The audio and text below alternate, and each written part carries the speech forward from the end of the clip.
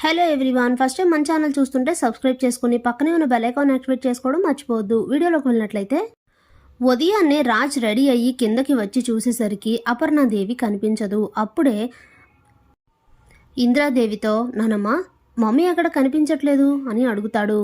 ఇంతలో ఇంద్రాదేవి, ఏమో రాజ్ తెలీదు అని అంటే అప్పుడే రుద్రాణి వచ్చి, నేను చెప్తాను రాజ్ మీ మమ్మీ ఎక్కడికి వెళ్ళిందో. మీ అమ్మ గుడికి వెళ్ళింది, ఎందుకో తెలుసా, కావ్యని కలవడానికి అని చెప్తుంది. ఒక్కసారిగా షాక్ అయి రాజ్కి చాలా కోపం వస్తుంది.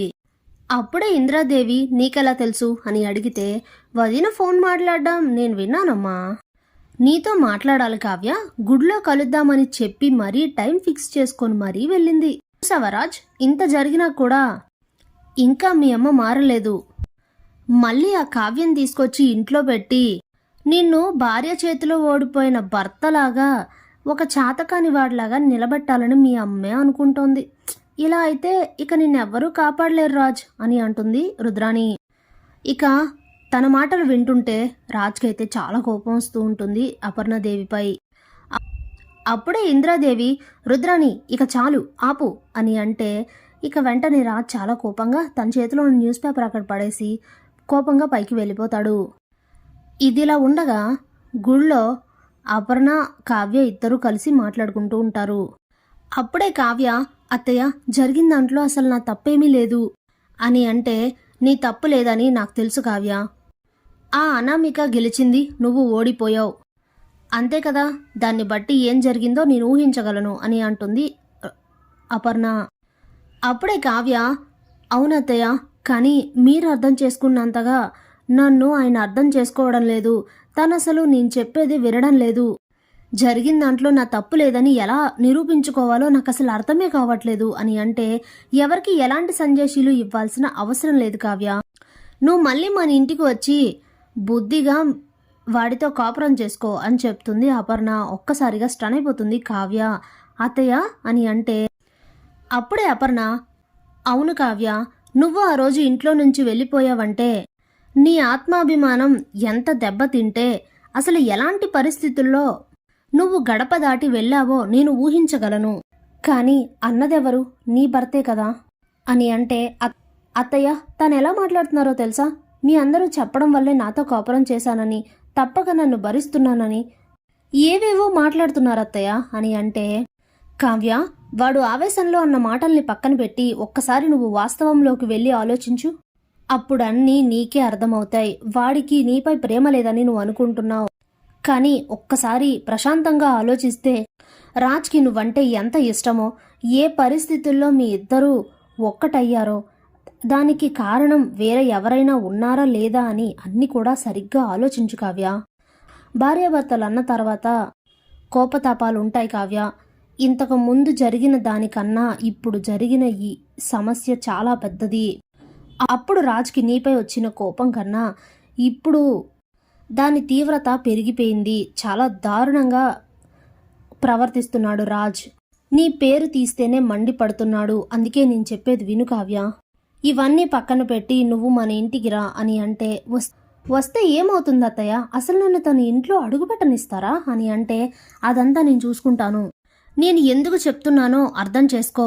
ఇంతకు ముందు వచ్చిన ఎన్నో సమస్యలని ఓర్పుతో నేర్పుతో ఎదుర్కొన్నావు, కానీ రాజ్ ముందే ఉండి వాటిని పరిష్కరించావు. ఇప్పుడు ఉన్న ఈ సమస్యని కూడా నువ్వు మన ఇంట్లో ఉంటేనే అసలు విషయం ఏంటనేది ఏదో సందర్భాన బయటపడుతుంది. జరిగిందంతో నీకు ఎలాంటి సంబంధం లేదని నిరూపించుకోవడానికి నీకు కూడా ఒక అవకాశం ఉంటుంది. నా మాట విని ఆలోచించి నిర్ణయం తీసుకో. ఎప్పుడు ఆ ఇంటి తలుపులు నీకోసం తెరిచే ఉంటాయి, ఆలోచించు అని చెప్పి అక్కడి నుండి వెళ్ళిపోతుంది అపర్ణ. ఇక కావ్య అదే గుడిలో కూర్చొని ఆలోచిస్తూ ఉంటుంది. జరిగినవన్నీ కూడా గుర్తు చేసుకుంటే రాజ్ తనంతట తనే ఇష్టంతో దగ్గర అయిన విషయం అలాగే అన్నీ కూడా గుర్తుకొస్తాయి కావ్యకి. ఇప్పుడు అత్తయ్య గారు చెప్పింది చెయ్యడం తప్ప నాకు వేరే ఆప్షన్ లేదు. ఏం చేసైనా అనామిక నన్ను ఈ ఉచ్చులో బిగించినట్లు జరిగిన దాంట్లో నాది ఎలాంటి తప్పు లేదని ఆయనకు తెలియాలి. అలా తెలియాలి అంటే ఇప్పుడు కోపతాపాలని పక్కన పెట్టి నేను మా ఇంటికి వెళ్ళడమే మంచిది అని చెప్పి ఇక ఇంటికి వచ్చి కనకం కృష్ణమూర్తులతో ఈ విషయం చెప్పేసి వెంటనే దుగ్గిరాల ఇంటికి వెళ్ళిపోతుంది కావ్య. ఇంతలో దుగ్గిరాల ఇంట్లో అందరూ కూడా హాల్లో కూర్చొని మాట్లాడుకుంటూ ఉంటారు. అప్పుడే కావ్య గుమ్మం ముందుకు వచ్చి నిల్చోవడం రాహుల్ చూస్తాడు. ఏంటిది, నా భ్రమనా లేకపోతే నిజమా అనుకుని ఒకసారి గిచ్చుకొని చూస్తే నిజంగానే కావ్య కనిపిస్తుంది రాహుల్కి. మమ్మీ అని గట్టిగా అరుస్తాడు రాహుల్. ఏంట్రా అలా అరిచావు అని అంటే, అటు చూడు అనేసరికి అందరూ కూడా గుమ్మం వైపు చూస్తారు. కావ్య రావడం చూసి అందరూ కూడా చాలా హ్యాపీగా ఫీల్ అవుతారు. రాజ్కి మాత్రం చాలా కోపం వస్తుంది. రుద్రాని ఒక్కసారిగా షాక్ అయిపోతుంది. అప్పుడే అపర్ణ లోపలికి రా కావ్య అని అంటే లోపలికి అడుగు పెడుతూ ఉంటే అప్పుడే రాజ్ ఆగు, అక్కడే ఆగు. నువ్వు ఏ హోదాలో ఈ ఇంట్లో అడుగు పెడుతున్నావు? నీకు నా భార్య స్థానం లేదని ఆ రోజే చెప్పాను కదా. భార్య స్థానంలో కాదు, నువ్వు ఇంటి పని మంచి స్థానంలో కూడా పనికిరావు. నేను దేన్నైనా సహిస్తాను, నమ్మక ద్రోహాన్ని మాత్రం అస్సలు సహించలేను. చేయాల్సిందంతా చేసి మళ్ళీ ఏ మొహం పెట్టుకుని ఇంటికొచ్చావు? వచ్చిన దాన్నే వెనక్కి వెళ్ళిపో అని అంటాడు రాజ్. అప్పుడే అపర్ణ ఎందుకు వెళ్ళిపోతుంది? కావ్య ఎక్కడికి వెళ్ళదు, ఇకపై మన ఇంట్లోనే ఉంటుంది అని అంటే ఏ స్థానంలో ఉంటుంది అని అడుగుతాడు రాజ్. నా కోడలి స్థానంలో ఉంటుంది, నీ భార్య స్థానంలో కాదు. ఇక నువ్వు ఈ విషయంలో ఏమీ మాట్లాడడానికి వీల్లేదు రాజ్ అని అంటే ఇంతలో రుద్రాని అంటే ఏంటోదినా నీ ఉద్దేశం అనేసరికి ఒక్కసారిగా ఇంద్రాదేవి అపర్ణ ఇద్దరు కూడా తనని అయితే ఆపేస్తారు. ఒక్క మాట మాట్లాడినా మర్యాద దక్కదు రుద్రాని. ఇది పూర్తిగా నీకు సంబంధం లేని విషయం, ఇదంతా నీ వల్లనే మొదలైంది. నోరెత్తావంటే నాలుక చీరస్తాను జాగ్రత్త అని అంటుంది ఇంద్రాదేవి. ఇక దెబ్బతో రుద్రాని సైలెంట్ అయిపోతుంది. అప్పుడే రాజ్ అసలే మా అమ్మ ఆరోగ్యం బాలేదు, ఇప్పుడు ఈ విషయంపై గట్టిగా పోట్లాడడం తన ఆరోగ్యానికి మంచిది కాదు.